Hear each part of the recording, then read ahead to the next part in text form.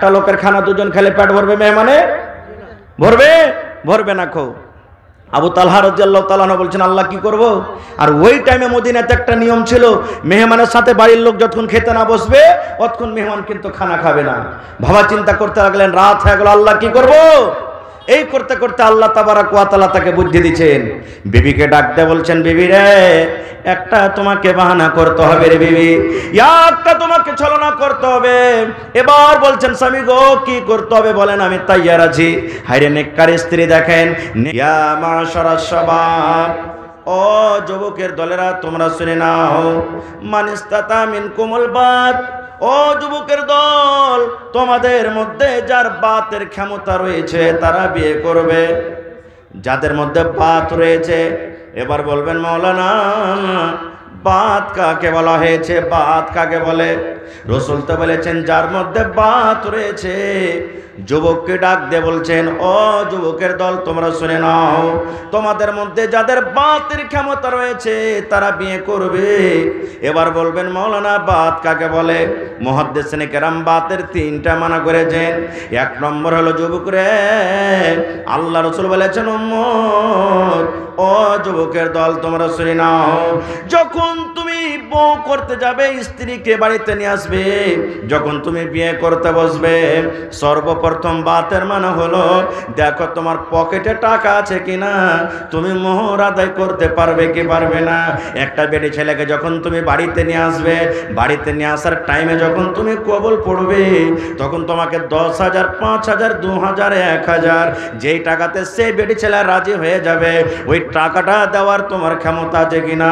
2 নম্বরে রাসূল বলেছেন উম্মত রে, যখন তুমি তাকে বউ করে বাড়িতে নিয়ে আসবে, তোমাকে বিয়ে করার আগে আগে দেখতে হবে যে শুধু স্ত্রীটাকে বাড়িতে নিয়ে আসলে আমার চলবে না, স্ত্রীটাকে বাড়িতে নিয়ে আসলে হবে না, ওই স্ত্রীটার সাথে আমার সহবাস করার ক্ষমতা আছে কিনা, তার সাথে হামবিস্তারি করতে পারবো কিনা, আমি তার জৈনব ক্ষুধা পূর্ণ করতে পারবো কি পারবো না, আমার স্ত্রীর মনটাকে আমি ঠান্ডা করতে পারবো কি পারবো না।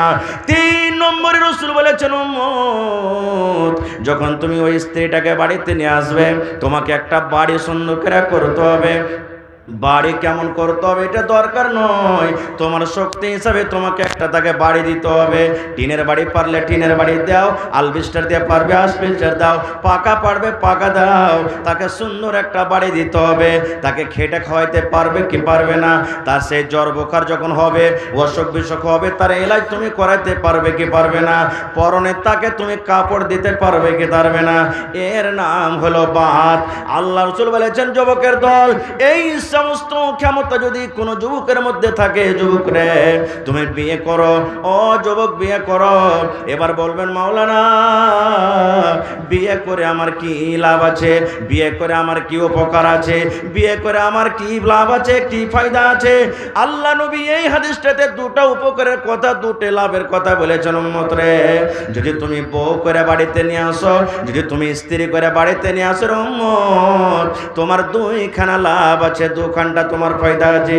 1 নম্বর রাসূল বলেছেন ফাইন্নাহু আগাজ্জুলিল বাসারে, যখন তুমি তোমার স্ত্রীকে বউ করে বাড়িতে নিয়ে আসবে, ওয়াপার বেটি ছেলের দিকে তোমার ধ্যান যাবে না, ওয়াপার বেটি ছেলের দিকে তোমার নজর যাবে না।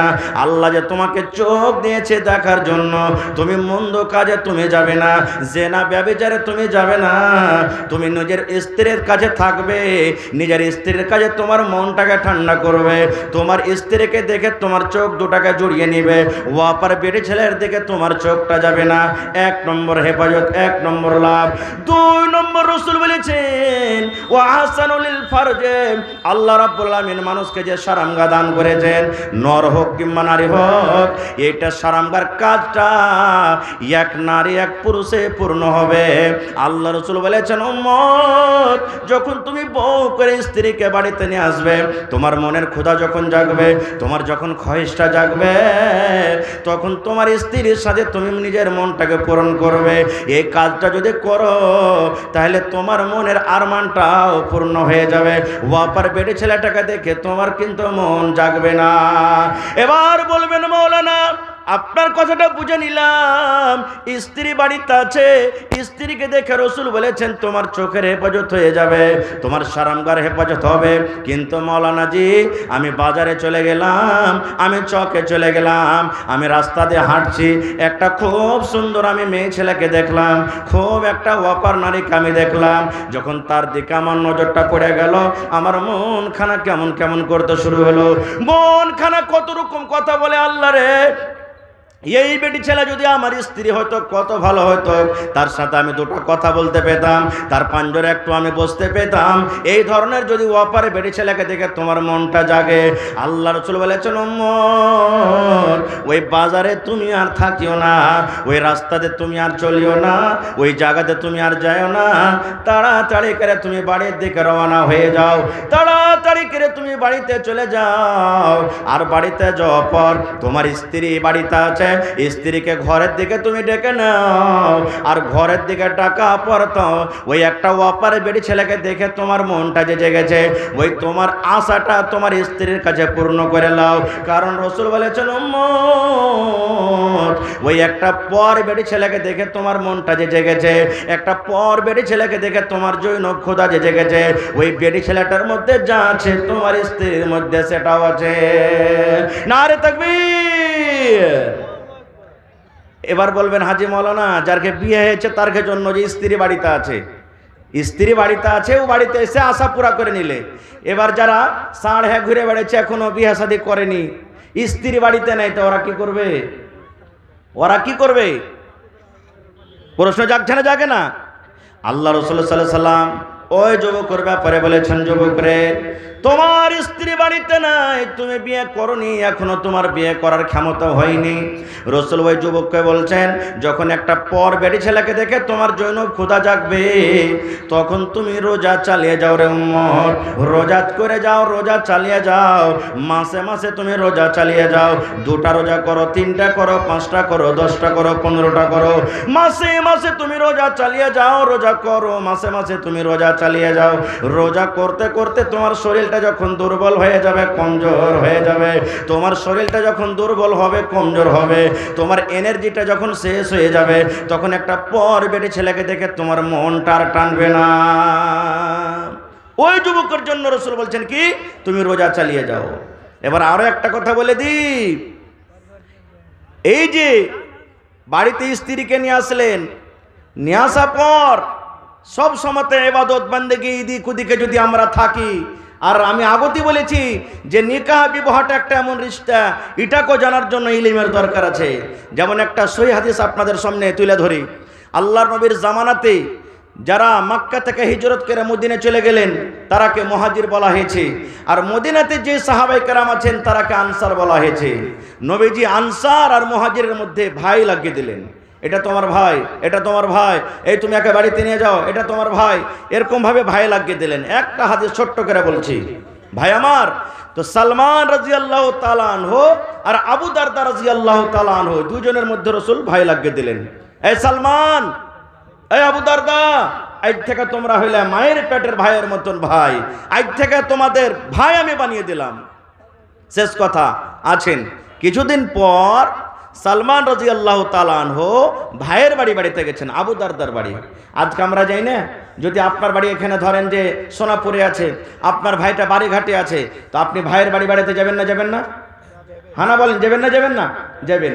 তো ধরেন যে সালমান রাদিয়াল্লাহু তাআলা আনহু আবু দারদা ভাইয়ের বাড়িতে গেছেন। যেমন আমরা শ্বশুরের বাড়িতে যাই, নানির বাড়িতে যাই, ভাইয়ের বাড়িতে যাই, এই ধরনের বিভিন্ন রকমের আমরা বেড়াইতে যাই। তো সালমান রাদিয়াল্লাহু তাআলা আনহু ভাই আবু দারদার বাড়িতে গেছেন। এবার যে সময়তে বাড়িতে গেলেন আবু দারদার বাড়িতে, ওই টাইমে কিন্তু আবু দারদা বাড়িতে নেই, কামে কাজে গেছেন, বাড়িতে নেই। এবার সালাম দিলেন, বাড়িতে ঢুকলেন। ঢোকা পর সালমান রাদিয়াল্লাহু তাআলা আনহু আর ভাবিকে দেখছেন, আবু দারদার স্ত্রীকে, যে সিঠে টিঠা করে নাই ভাই, চুলগলা উস্কো খুস্কো হয়ে আছে, মরিচের যেমন গা ঝাঁকড়া মাকড়া হয়ে থাকে না, ওরকম ঝাঁকড়ি মাকড়ি হয়ে আছে চুলগলা, সিঠে টিঠা করে নাই। কতদিন থেকে যে মুখখানে তেল দেয়নি তো সেটা আল্লাহ জানে। কাপড় খানটাও একবারে পুরাতন কাপড় পিন্ধা আছে, কোনো সাফ সুতরা রংচঙিয়া কাপড় নয়, মানে লাগে না যে এটা একটা স্বামী আছে, এই মহিলাটার স্বামী আছে, এরকম ভাবে মানে বাড়িতে। তখন সালমান রাদিয়াল্লাহু তাআলা আনহা ওর ভাবিকে বলছেন, ভাবি একটা কথা আমি বুঝতে পারলাম না। বলছে কি রে ভাই? বলছে যে দেখছি তোমার মাথার চুলগুলা উস্কো খুস্কো হয়ে আছে, ঝাঁকড়া মাকড়া হয়ে আছে, কতদিন থেকে তুমি চিরুনি করনি, তেল দাওনি, আর তোমার গা হাতটাও দেখছি তুমি চাকচিকন হয়ে নাও, কাপড়টাও দেখছি পুরাতন কাপড় পিন্ধা আছো, খুব একটা ভালো যেরকম কাপড় পিন্ধে মহিলাকে থাকতে হয় ওরকম তুমি এরকম সেজে কুজে নাও, ব্যাপারটা কি? যখন কথাটা বললেন তখন সালমান রাদিয়াল্লাহু তাআলা আনহুর কথাটার উত্তর দিয়েছেন কে? ভাবি, আবু দারদার স্ত্রী। কি বলছেন? রে আমার ভাই সালমান, তুমি বলছো ভাই রে তোমার মাথার চুলে কেন চিরুনি নাই, তেল কেন নাই? কার জন্য সাজবো রে ভাই? কে আমার সাজ দেখবে? কে আমার সীতা করা দেখবে? কাকে আমি সীতা দেখাবো? কে আমার নতুন কাপড় দেখবে রে ভাই? আমি নতুন কাপড় যদি পিন্ধি, আমার নতুন কাপড় পিন্ধাটা কে দেখবে? আমি কাকে নতুন কাপড় পিন্ধে দেখাবো? আমি যে মেকআপ করে থাকবো, আমার মেকআপ কে দেখবে? আমি যে সুন্দর হয়ে বাড়িতে সেজে গুজে থাকবো, আমার সৌন্দর্যটা কে দেখবে? আমার মাথাতে চিরুনি করে থাকবো, মাথাতে তেল লাগিয়ে থাকবো, আমার তেলটা কে দেখবে? চিরুনি করা চুল কে দেখবে? কে দেখবে? কার জন্য আমি সেজে থাকবো? যখন কথাটা বলা তখন সালমান বলছেন, ভাবি কেমন কথা তুমি বলছো? কাকে দেখাবে তুমি? আরে আমার ভাই আবু দারদাকে তুমি দেখাবে, তার সামনে সীতা করে থাকবে, সুন্দর করে পাউডার লাগিয়ে থাকবে। মানে ওই যুগে পাউডার ছিল না ভাই, বুঝার জন্য বলছি, না তো বলবে মৌলানা তখন তো পাউডার ছিল না। খো কার জন্য তুমি সেজে কুজে থাকবে? কার জন্য তুমি তেল মেখে থাকবে? আমার ভাইয়ের জন্য থাকবে। এই যুগেকার মহিলার মতন তো নয়। ভাইয়ের যখন বিয়ে লাগবে তখন সন্ধ্যের বেলাতে রাতের বেলাতে পুরুষকে বলবে, হাজি হারগে হোদলার যে বিয়ে লেগেছে তো বৈরাত যাবো, এখানে যে ভালো কাপড় গেলা নাই, 1000 টাকা দামের কাপড় কিনে দেবে স্ত্রীকে, আর নিজের পুরুষের সামনে পিনবে কতক্ষণ? যতক্ষণ বৈরাত যায়নি। পিন্ধে গেল ওইখানে সব পর পুরুষকে দেখিয়ে এলো কাপড়, আর যেমনি বাড়িতে ঢুকবে 2 মিনিটও হবে না কাপড়কে পাল্টে পুরনো একবারে ওই যেগুলাতে কালি ঝালি লেগে আছে ওগুলো পিন্ধে থাকবে পুরুষের সামনে। ঠিক না বেঠিক? হ্যাঁ, পুরুষের সামনে মেয়েটা মেয়ে থাকবে, ওকে দেখাবে না, ও পরের পুরুষকে দেখাবে, ও পরকে দেখাবে। তো বলছে আমার ভাইয়ের জন্য তুমি সাজে থাকবে। এবার তার ভাবি বলছেন, এরে ভাই সালমান, তোমার ভাই নেককার মানুষ, তোমার ভাই দিনদার মানুষ, আমার তো তার দরকার নাই। ভাইরে চাইলে শুনে নাও, এই জন্য আমি সীতা করি না, এই জন্য আমি চুলে তেল দিই না, এই জন্য আমি চুলে চিরুনি করি না, এই জন্য নতুন কাপড় পিন্দি না রে ভাই। তোমার ভাই আবু দারদা আছে, দিনের বেলাতে রোজা চালিয়ে যায়, দিনের বেলাতে রোজা করে, রোজা ছাড়ে না, রোজা বাদ দেয় না।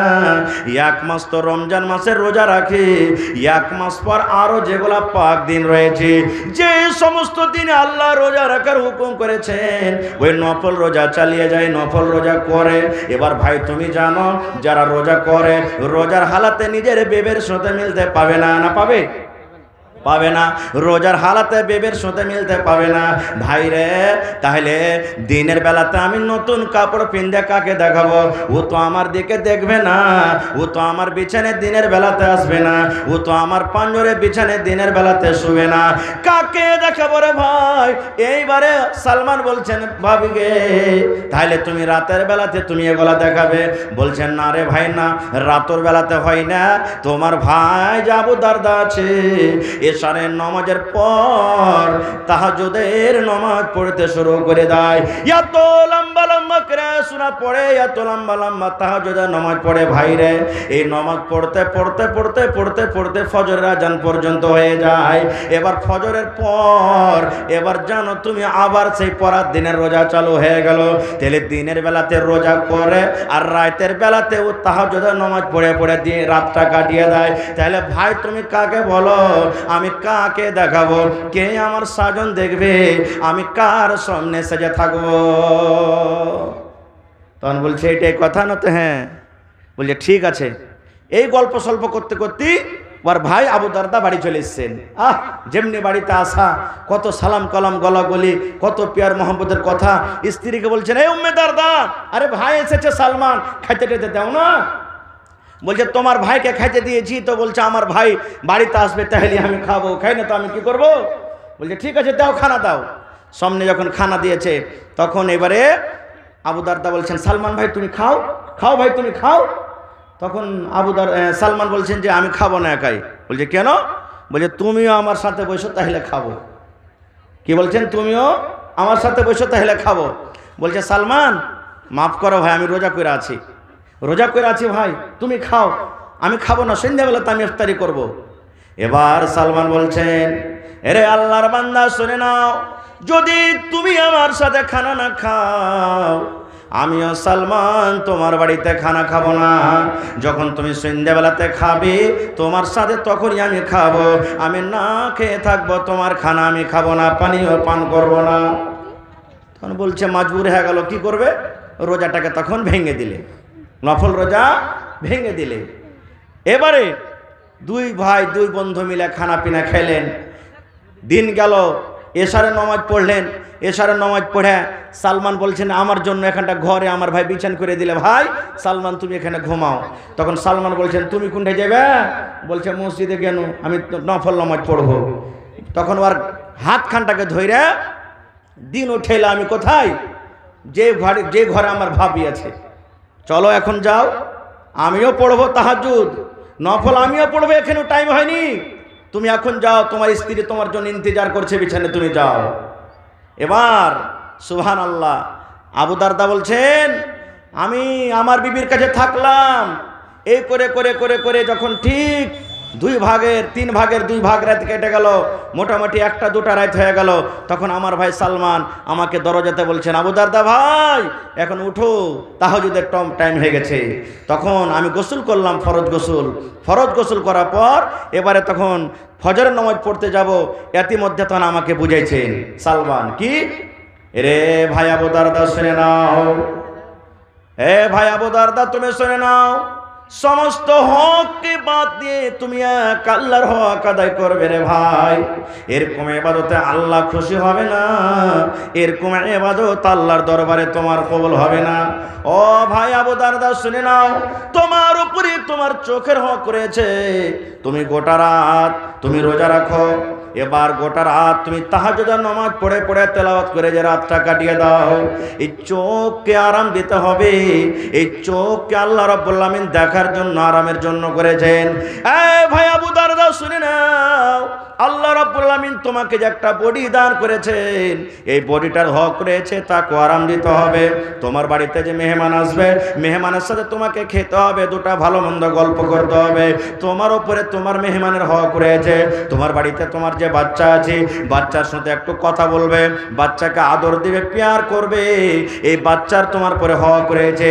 এই ভাই আবু দারদা শুনে নাও, তোমার বাড়িতে তোমার স্ত্রী রয়েছে, স্ত্রীর সাথে তুমি একটু আদর করবে, স্ত্রীকে ভালোবাসবে, স্ত্রীর সাথে ভালো মন্দ কথা বলবে।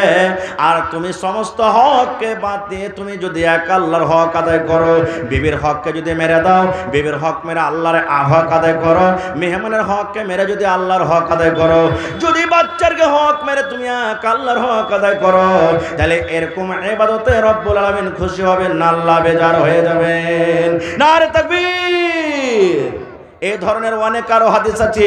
হাদিসটা বলার উদ্দেশ্য হলো এই যে বাড়িতে স্ত্রীকে রেখেছেন, বাড়িতে স্ত্রীকে রাখার পর কত ভাইকে দেখবেন 6 মাস বছরের জন্য বিদেশ গেছে তো গেছে, বিবিটার কোনো খোঁজ খবরই নেই। এরকম আছে না নেই? হানা বলেন না, আছে না নেই? খোঁজ খবরই নাই। ভাই আমার সময় হইতে চলছে, বাস 1-2টা হাদিসের কথা বলে দিই। এবারে বলবেন হাজি মাওলানা কোন ধরনের বেটি ছেলেকে বিয়ে করতে হবে? এখানে একটা প্রশ্ন জাগছে, কোন ধরনের মেয়ে ছেলেকে বিয়ে করতে হবে? এটাও সহিহ হাদিস, আল্লাহ রাসূলের হাদিস আছে।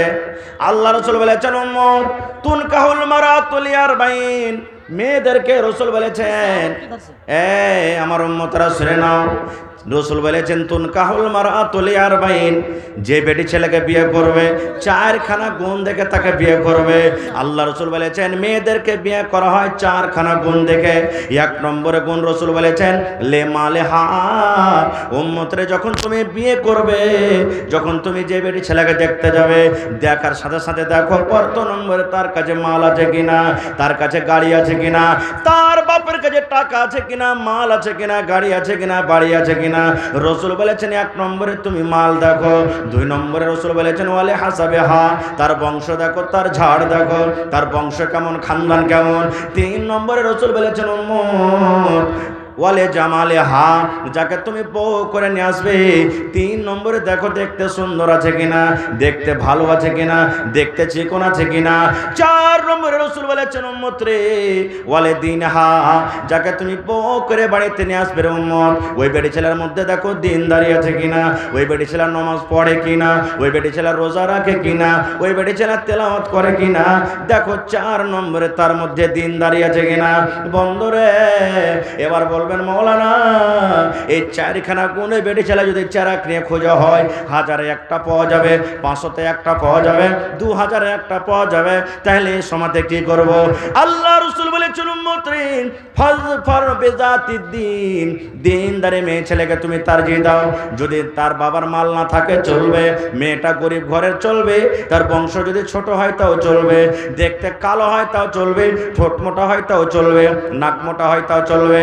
আল্লাহ রাসূল বলেছেন 4 নম্বরে উম্মত ফাজফার বিজাতিদ দ্বীন, তার মধ্যে দিনদারি আছে, নামাজ পড়ে, রোজা রাখে, মহিলা তেলাওয়াত করে, 5 ওয়াক্তের ভালোভাবে নামাজ পড়ে, তার মধ্যে দিনদারি আছে, দিন বুঝে, শরীয়ত বুঝে।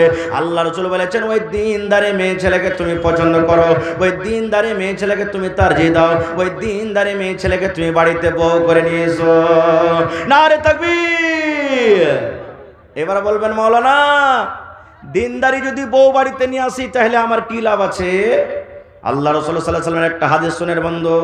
আল্লাহ রাসূল বলেছেন উম্মত আদ-দুনিয়া কুল্লুহা মাতা ওয়া খায়রু মাতা'id দুনিয়া আল মারআতুস সালিহা।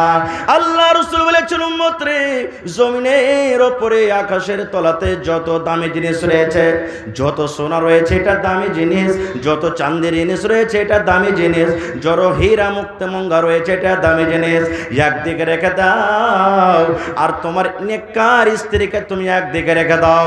আল্লাহ রাসূল বলেছেন উম্মত দুনিয়ার সমস্ত দামি দামি জিনিস থেকে আল্লাহ রাব্বুল আলামিনের কাছে দামি মাল, দামি সম্পদ হলো আল মারআতুস সালিহা, একটা নেককার স্ত্রী, একটা নেককার নারী।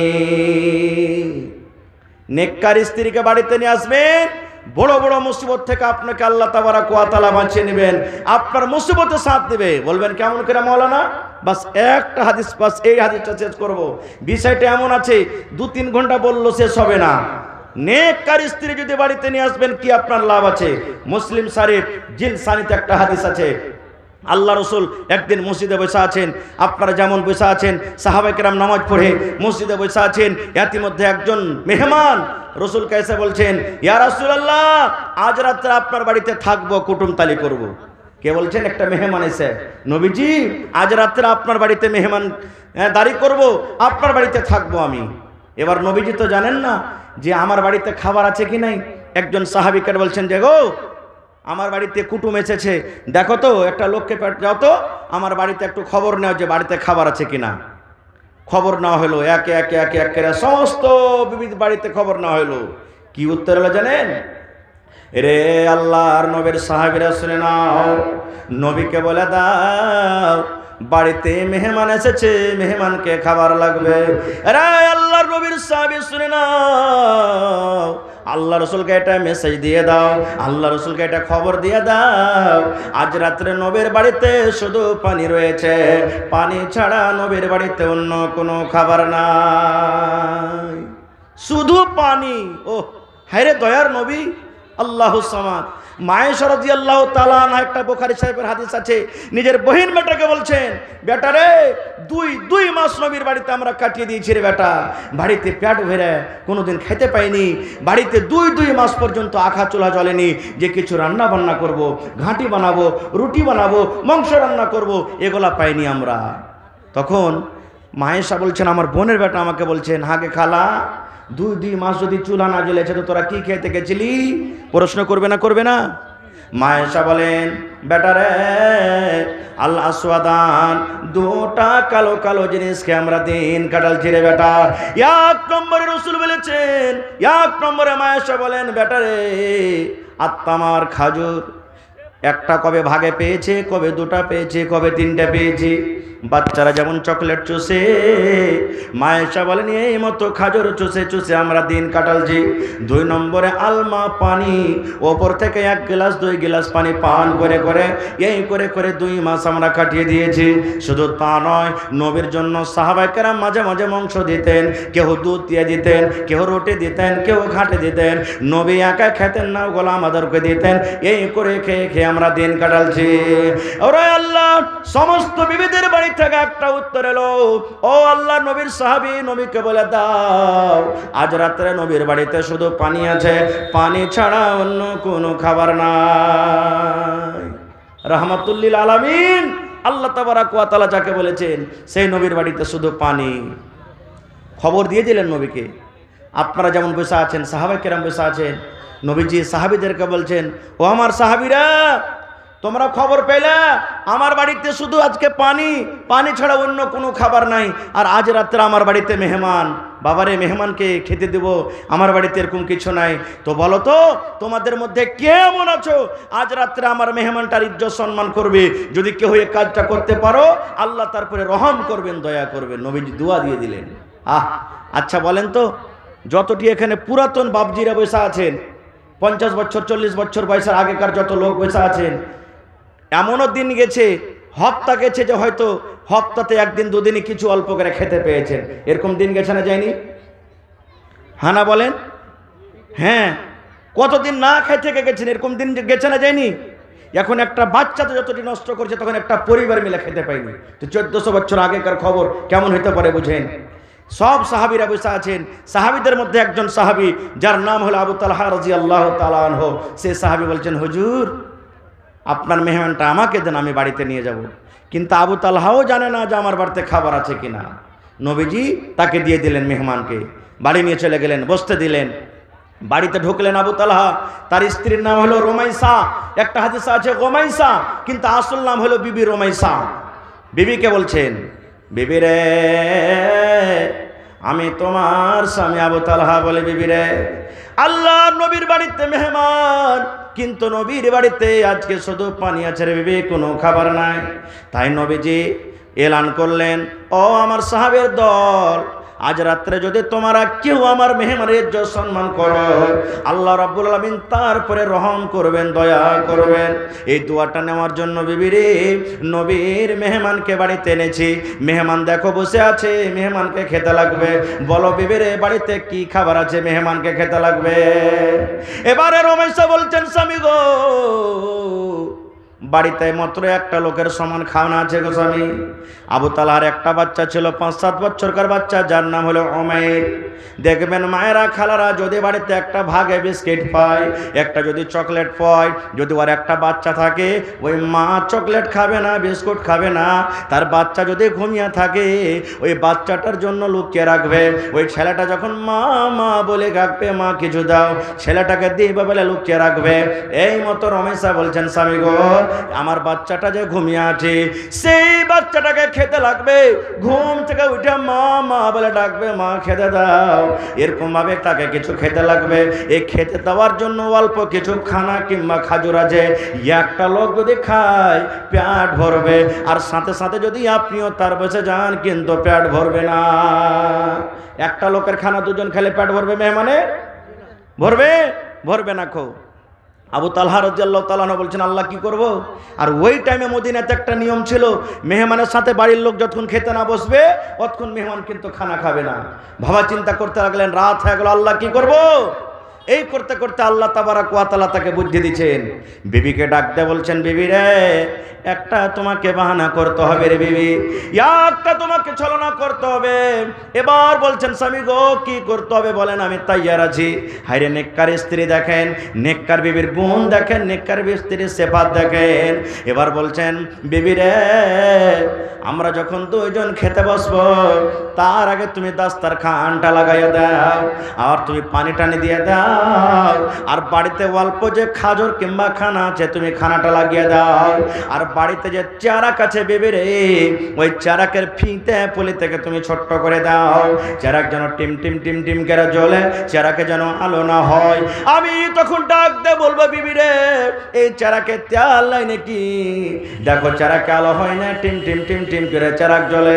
তখন তেল ঢালার বাহানাতে তুমি চারাকটা ভিতরে নিয়ে চলে যাবে, তেল ঢালার বাহানাতে ঘরে চারাক নিয়ে বসে থাকবে, আর অন্ধকারে বসে বসে আমরা দুইজন খাবো। আমি শুধু থালাতে হাত দিব আর মুখে দিব, আমি থালাতে হাত দিব আর মুখে দিব, আমি কিন্তু খানা খাবো না। মেহমান যাতে মনে করে আবু তালহাও আমার সাথে খানা খায়, বুঝতে না পারে মেহমান যে আবু তালহা খানা খায় কিরকম ভাবে শুধু থালাতে হাত দেয় আর মুখে দেয়। তাই করা হলো, খানা রেডি করে দেওয়া হলো, চারাকের পুল থেকে ছোট্ট করা হলো। দুইজন বসে গেলেন। আবু তালহা বিবিকে বলছেন, বিবি এই দেখো তো চারাকে তেল নেই নাকি, তেলটা তুমি ঢেলে নিয়ে এসো। তেল ঢালার বাহানাতে চলে গেলেন। আবু তালহা রাদিয়াল্লাহু তাআলা আনহু বলেন, সেই রাত্রে ওরে আল্লাহ, আল্লাহর কসম করে বলি, আমার বাড়িতে যা খাবার ছিল আমি সমস্ত খানা মেহমানকে আমি খাইয়ে দিয়েছি। আমি শুধু থালাতে হাত দিয়েছি আর মুখে দিয়েছি, থালাতে হাত দিয়েছি আর মুখে দিয়েছি, সমস্ত খানা আমি মেহমানকে খাইয়ে দিয়েছি। শেষ কথা, ফজরের আজান হলো, নমাজ পড়তে চলে গেলেন। নমাজ টমাজ পড়ার পর নবীজি মুক্তাদির দিকে ঘুরলেন, দেখছেন আবু তালহা পাঞ্জরে সামনে বসে আছেন। আবু তালহার দিকে দেখে নবীজি একটু মুচকি মুচকি হাসতে লাগলেন। আবু তালহা বলছেন, হুজুর মেহমানের কি মান সম্মান করতে পারেনি বলে আপনি হাসছেন? দয়ার রাসূল বলেন, আবু তালহা রে, ওরে আল্লাহ, তুমি আজ রাতে তুমি তোমার স্ত্রী মেহমানের সাথে যা করেছো রে বাবা, তোমাদের আমলটা আল্লাহ রাব্বুল আলামিন জিবরিল মারিফাত আমাকে জানিয়ে দিয়েছেন। তোমাদের মিয়া বিবির আমল দেখে আল্লাহ রাব্বুল আলামিন এত খুশি হয়েছেন, এত খুশি হয়েছেন। আল্লাহ রাব্বুল আলামিন তোমাদের ব্যাপারে কোরআন মাজিদে একটা আয়াত নাজিল করে দিয়েছেন, যে কোরআনের আয়াত কিয়ামত পর্যন্ত মানুষরা তেলাওয়াত করবেন। ওয়া ইউসিরুনা আলা আনফুসিহিম ওয়ালাউ কানা বিহিম খাসাস। নারে তাকবীর। ভাই আমার, বলার মেলায় কথা আছে, আমার পর আরো 3-4 জন বক্তা আছেন, তারাকে শুনতে হবে। আশা ছিল যে কিছু বলবো, কিন্তু ভাই এই মাদ্রাসার জালসা, যে মাদ্রাসার জালসার পিন্ডালের তলাতে আপনারা বসে আছেন, আজকে যদি মাদ্রাসাটা যদি কায়েম না থাকতো, এই জালসাটা হয়তো, জালসাটা না হলে আপনারা বাড়ি ছেড়ে এখানে আসতেন, এতটি লোক আমরা এই জায়গাতে বসে থাকতাম? কেউ থাকতাম না। ভাই ভাইরে, এই মাদ্রাসা হলো আমাদের জান, এই মাদ্রাসা হলো আমাদের মান, এই মাদ্রাসা হলো আমাদের সম্মান। আজকে এটা মনে করিয়েন না ছোট্টখাটো মাদ্রাসা বলে হ্যাকারত করিয়েন না। আমার শ্রদ্ধেয় মাওলানারা বসে আছেন, জানছেন, আমার নানা জান দেখেছেন। সুবহানাল্লাহ, নবীজি যখন হিজরত করে মদিনায় এলেন, সর্বপ্রথম মসজিদ নববী বানালেন, মাদ্রাসা ওই মসজিদের বারান্দাতে প্রথমে কায়েম করলেন। আপনাদের মতন সাহাবায়ে কেরাম, বড় বড় সাহাবীরা ইলম হাসিল করেছেন। আবু হুরায়রা রাদিয়াল্লাহু তাআলা আনহু, উমর ফারুক রাদিয়াল্লাহু তাআলা আনহু, আবু বকর রাদিয়াল্লাহু তাআলা আনহু, বড় বড় সাহাবায়ে কেরাম ইলম শিখেছেন। কি ইলম শিখেছেন? আজকে যতটি লোক এখানে বসে আছি, যদি বলে দিয়ে ভাই বৈরাত তো গেছেন মেলায়, আশা করছি যতটি লোক আছেন এখানে জীবনে একবারও কম করে বৈরাত গেছেন নাকি? গেছেন না জাননি? হানা করেন, লজ্জার কোনো কথা নেই, গেছেন। এবার যদি বলে দি মৌলভী সাহেব যখন বিহা পড়িয়ে দিলে, আর বিহা পড়া পর তখন এই যে দুয়া দেয় একটা দুলহা দুলহানকে, ছেলে মেয়েকে একটা দুয়া দেয়, দুয়াটা কি রে ভাই একটু বলেন তো? হ্যাঁ, এটা জানি নাকি কোন ফের দুয়া আছে? বিহা পড়া হয়ে গেল, এলান হয়ে গেল, ওলিমা লিয়া যাও যে, এই ওলিমাটা কেমন, এই জায়গাতে আল্লাহ বাচ্চারাকে ইনশাল্লাহ কোনোদিন বলবো, ওদিকে আমি যাব না, দুয়াটা আমরা জানি না।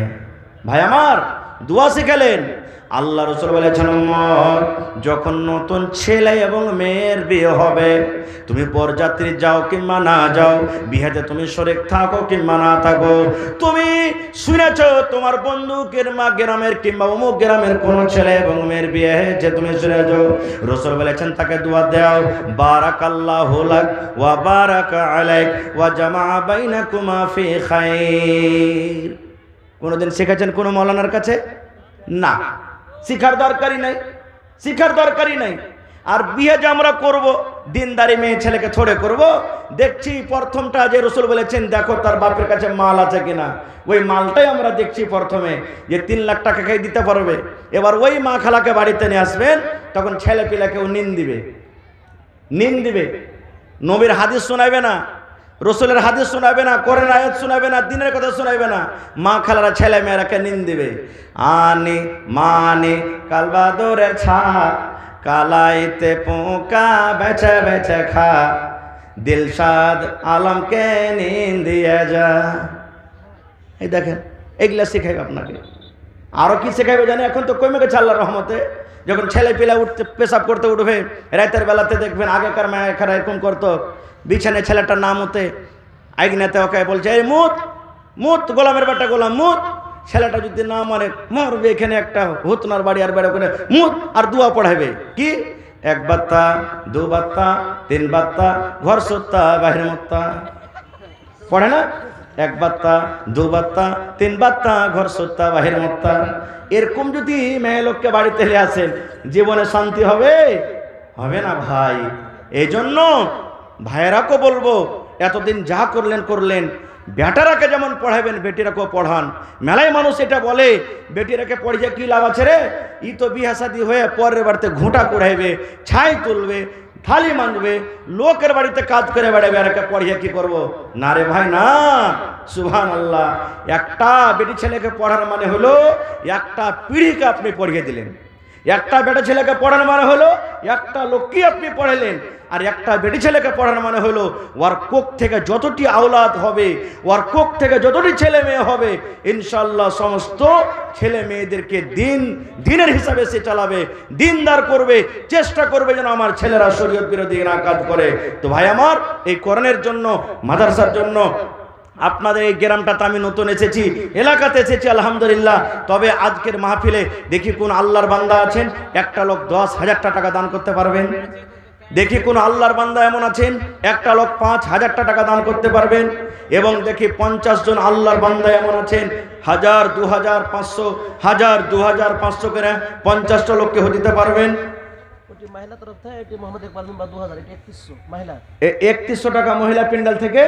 হায় রে আল্লাহ, আজ জীবনে প্রথম দান মাত্র 3100 টাকা মা খালার প্যান্ডেল থেকে। এরা কিন্তু দান করেনি, এগুলা বহনি করেছে শুধু, নাকি বহনি করেছে। না হলে ওই যে একটা মায়ের লোকের ছাগল হারিয়ে গেছে, তখন বলছে যে আল্লাহ ছাগলটা যদি পেলে তো একটা উট দান করব। তখন একটা বউ কয়েছে যে হাজি বিমা তোমার হুঁশ বুদ্ধি আছে? বলছে কি হয়েছে গে? কই যে তোমার 2000 টাকার দামের ছাগল আর 50,000 টাকা দামের তোমার উঁট, তো তুমি ছাগল পেলে উঁটটা দান করবে, তোমার কোনটা তোমার লস লাগলো?